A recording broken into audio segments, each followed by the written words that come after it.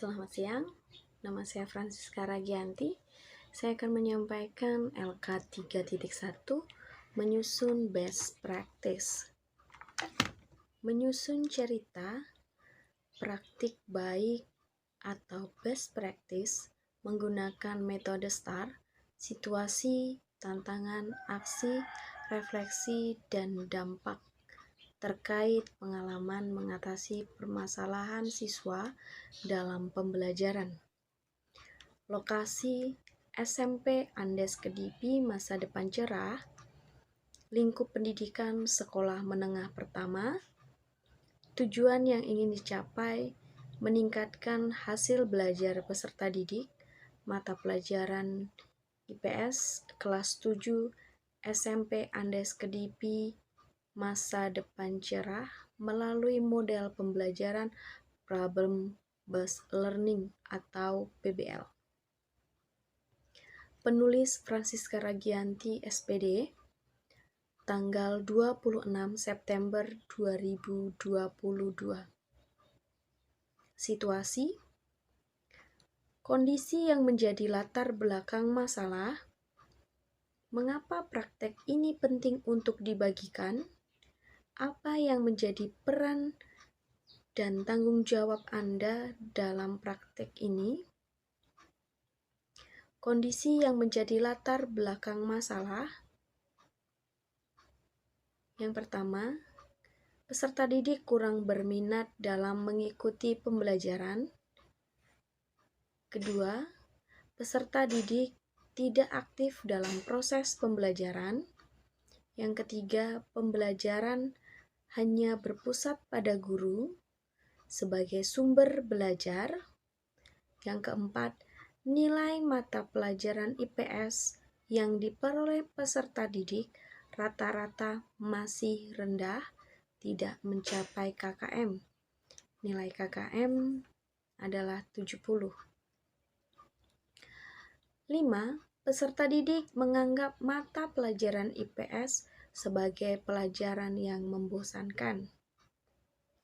Kondisi tersebut juga disebabkan oleh guru pada saat proses pembelajaran tidak menggunakan media pembelajaran serta model pembelajaran dan metode pembelajaran yang digunakan guru monoton seperti metode ceramah. Mengapa praktek ini penting untuk dibagikan? Karena banyak guru yang mengalami permasalahan seperti saya. Sehingga praktek ini diharapkan selain menjadi motivasi bagi diri saya sendiri, juga diharapkan sebagai referensi bagi rekan guru lain. Yang menjadi peran dan tanggung jawab saya dalam praktek ini adalah sebagai seorang guru, mempunyai peran dan tanggung jawab untuk melakukan proses pembelajaran secara efektif dengan menggunakan media pembelajaran, model pembelajaran, dan metode pembelajaran yang tepat dan inovatif. Sehingga tujuan pembelajaran dan hasil belajar peserta didik dapat tercapai sesuai dengan yang diharapkan.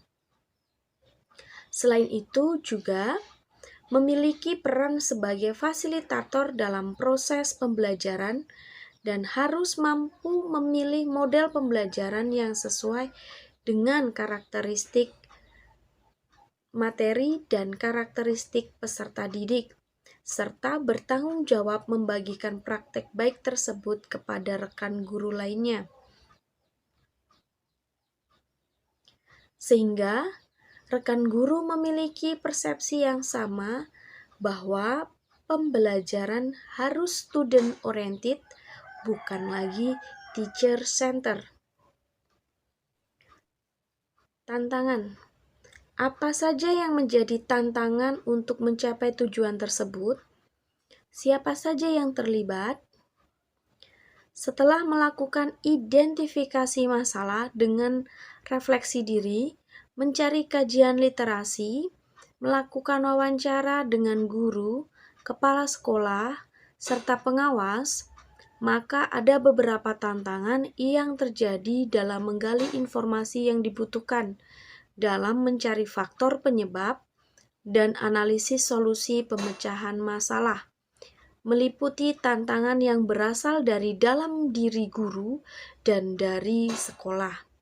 Yang pertama, tantangan yang muncul dari dalam diri guru, yaitu A. Waktu yang terbatas dalam mempersiapkan rancangan model pembelajaran inovatif bagi peserta didik. B. Meningkatkan kemampuan mengolah pembelajaran yang inovatif dan bermakna dalam pembelajaran, seperti penggunaan media dan alat peraga yang tidak direncanakan dengan baik. C. Meningkatkan kolaborasi guru dan orang tua yang masih rendah dalam membantu dan mendampingi serta membimbing peserta didik dalam belajar di rumah.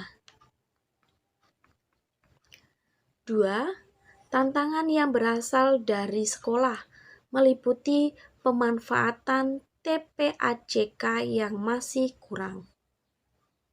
Dalam menghadapi tantangan tersebut, guru memiliki andil yang besar dalam tujuan yang hendak dicapai, seperti menciptakan suasana pembelajaran yang bermakna dengan penggunaan problem-based learning atau PBL, pemanfaatan media pembelajaran dan metode pembelajaran yang sesuai dengan karakteristik peserta didik.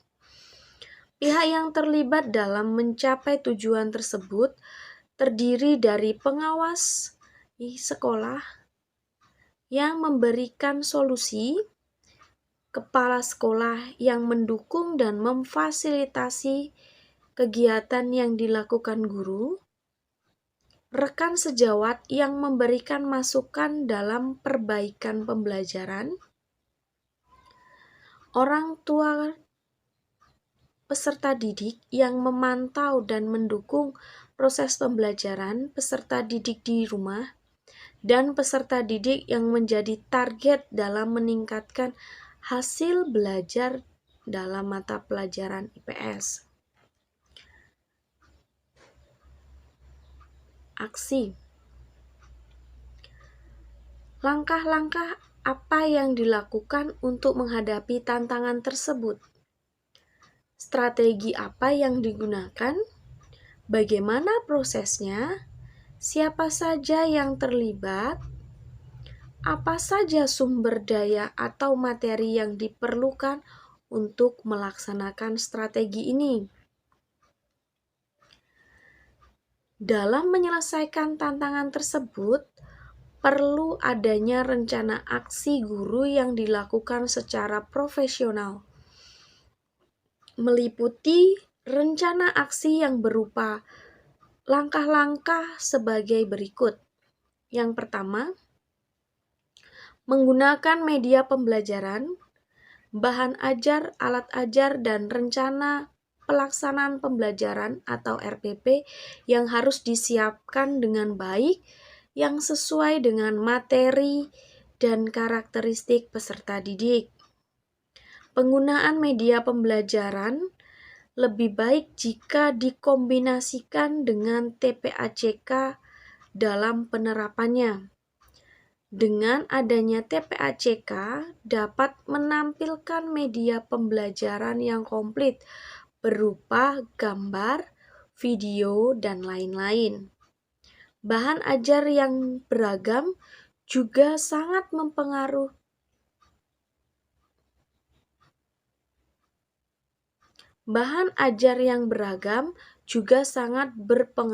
dalam membentuk kesiapan belajar peserta didik.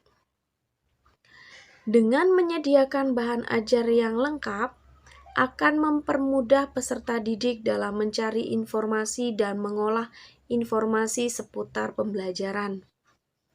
Alat dan media pembelajaran memiliki fungsi yang sangat besar dalam membantu menanamkan konsep dan pemahaman peserta didik terhadap materi yang dipelajari. Penyusunan RPP sebaiknya dirancanakan dengan baik dan penggunaan pembelajaran inovatif yang dapat menciptakan proses pembelajaran yang menyenangkan dan bermakna seperti penggunaan model pembelajaran Problem Based Learning atau PBL dan penggunaan LKPD yang mendukung dalam proses pembelajaran. Langkah yang kedua yaitu menerapkan model pembelajaran Problem Based Learning atau PBL. Dalam proses pembelajaran ini, ada 5 langkah atau sintak yang diterapkan meliputi tahap 1, yaitu orientasi peserta didik pada masalah. Dalam tahap 1 ini, terdapat 4 kegiatan yang dilakukan, yaitu yang pertama, peserta didik diminta mengamati video tentang kerusakan hutan atau gambar kerusakan hutan. Yang kedua, guru mengajak peserta didik untuk menemukan masalah dari video atau gambar hutan yang sudah diamati. Yang ketiga, peserta didik menjawab pertanyaan yang disampaikan oleh guru tentang hutan. Yang keempat, guru memperkuat jawaban peserta didik berkaitan dengan materi hutan secara singkat. Tahap yang kedua, yaitu mengorganisasikan peserta didik untuk belajar. Pada tahap yang kedua, terdapat 3 kegiatan, yaitu yang pertama, guru membagi peserta didik menjadi 4 kelompok dengan anggota 4-5 peserta didik. Yang kedua, guru memberikan LKPD untuk bahan diskusi kelompok berdasarkan tujuan pembelajaran. Yang ketiga, guru menjelaskan mekanisme penggunaan LKPD. Tahap yang ketiga yaitu membimbing penyelidikan individual ataupun kelompok. Dalam kegiatan tahap ketiga terdapat 4 kegiatan, yaitu yang pertama, peserta didik membaca buku IPS kelas 7. Kedua, peserta didik membaca bahan ajar tentang potensi sumber daya alam berupa hutan di Indonesia. Yang ketiga, peserta didik diajak untuk mencari informasi tentang hutan melalui Google Earth. Yang keempat, peserta didik berdiskusi kelompok masing-masing untuk mencari informasi dari berbagai sumber mengenai materi yang diberikan. Tahap selanjutnya adalah tahap keempat, yaitu mengembangkan dan menyajikan hasil karya. Peserta didik mempresentasikan hasil diskusi kelompoknya dan setiap kelompok menanggapi hasil diskusi kelompok lain. Tahap yang terakhir yaitu menganalisis evaluasi proses pemecahan masalah. Guru memberi kesempatan pada peserta didik untuk menanyakan hal-hal yang belum dipahami. Guru memberi penguatan kepada peserta didik. Guru memberikan reward kepada peserta didik yang aktif dalam kegiatan pembelajaran, dan guru memberikan soal evaluasi kepada peserta didik. Langkah yang ketiga, yaitu melakukan penilaian yang mengukur ranah kognitif, afektif, dan psikomotor. Dalam melakukan penilaian, guru menyiapkan rubrik penilaian yang terukur. Langkah yang keempat, yaitu menyiapkan ruang kelas yang menyenangkan, bersih, dan asri, serta memberikan rasa nyaman dan aman bagi peserta didik. Yang terlibat dalam kegiatan ini adalah rekan guru, yaitu memberikan masukan dalam perbaikan pembelajaran, dosen pembimbing dan guru pamong memberikan masukan dan arahan dalam perbaikan rencana pelaksanaan pembelajaran atau RPP, peserta didik menjadi target dalam meningkatkan hasil belajar dan kamerawan yang membantu mengambil video pelaksanaan pembelajaran.